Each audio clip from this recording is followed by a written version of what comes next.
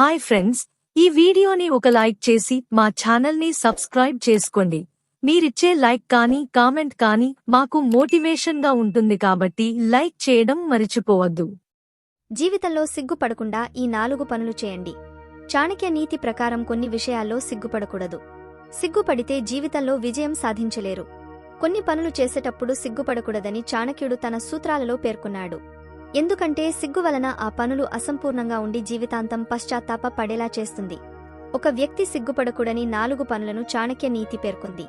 అవి ఏంటో చూద్దాం. 1. సంతోషకరమైన జీవితానికి డబ్బు అవసరం. మన అవసరాలన్నీ దాదాపుగా డబ్బుకు సంబంధించినవే. చాణక్యుడి ప్రకారం ఒక వ్యక్తి డబ్బు సంపాదించడానికి పని చేసే సమయంలో వెనుకాడకూడదు లేదా సిగ్గుపడకూడదు. అనైతిక పనులు తప్ప డబ్బు సంపాదించేందుకు ఏ పని చేసినా ఎవరూ సిగ్గుపడకూడదు. ఈ పని చేస్తే పక్కవారు ఏమనుకుంటారోనని సిగ్గుతో ఉండకూడదు. చేసే పనిపై గౌరవం ఉండాలి. అప్పుడే లక్ష్మీదేవి మీ ఇంటికి వస్తుంది. డబ్బు విషయంలో ఇతరులు మనని ఏమనుకుంటారోనని ఫీల్ కాకూడదు. 2. చాలా మంది వ్యక్తులు అప్పుగా ఇచ్చిన వస్తువులు, డబ్బు కోసం ఎవరినైనా తిరిగి అడగడానికి చాలా సంకోచిస్తారు. దీంతో వారు అనేక సమస్యలను ఎదుర్కోవాల్సి వస్తోంది. డబ్బు అప్పుగా ఇస్తే సమయానికి అడగాలని చాణక్య నీతి చెబుతోంది. ఈ విషయంలో సంకోచించకపోవడమే మంచిది. ఎవరికైనా అప్పు ఇస్తే వారితో గట్టిగా అడగాలి. రేపుమాపో అంటే అస్సలు వినకండి. అప్పును తీసుకునేప్పుడు సున్నితంగా ఉంటే మీరు ఆర్థికంగా ఇబ్బందులు ఎదుర్కోవలసి వస్తుంది. 3. గురువు మనకు మార్గదర్శకుడు. మన జీవితంలోని తప్పొప్పులను వివరించి మంచి విద్యను అందిస్తాడు. మనం జీవితంలో ముందుకు సాగేందుకు వారే సహకరిస్తారు.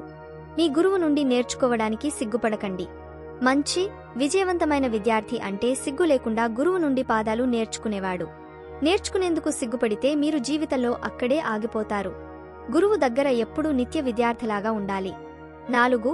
ప్రజలు తమ కడుపు నిండా తినడానికి సంపాదిస్తారు. తద్వారా జీవితంలో ఎప్పుడూ ఆహారానికి కొరత ఉండదు. కానీ చాలామంది బహిరంగ ప్రదేశాల్లో లేదా ఎవరి ముందు తినడానికి సిగ్గుపడతారు. అవమానం కారణంగా వారు సరిగా తినలేరు, ఆకలితో ఉంటారు. చాణక్యుడు ప్రకారం భోజనం చేసేటప్పుడు ఎప్పుడూ సిగ్గుపడకూడదు. ఆకలిగా ఉన్నప్పుడు ఆహారం తీసుకోవాలి, లేకుంటే రోజంతా ఖాళీ కడుపుతో ఉండాల్సి వస్తుంది. తిండి విషయంలో సిగ్గుపడితే మీకే నష్టం. ఆరోగ్యం కూడా పాడవుతుంది. అందుకే ఎవరు ఉన్నా